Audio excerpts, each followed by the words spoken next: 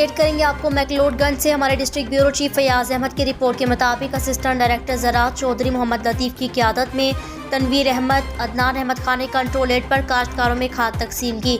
तफसीलात के मुताबिक असिस्टेंट डायरेक्टर ज़राअत चौधरी मोहम्मद लतीफ़ की क़यादत में काश्तकारों को यूरिया खाद कंट्रोल एड पर मुहैया की जा रही है।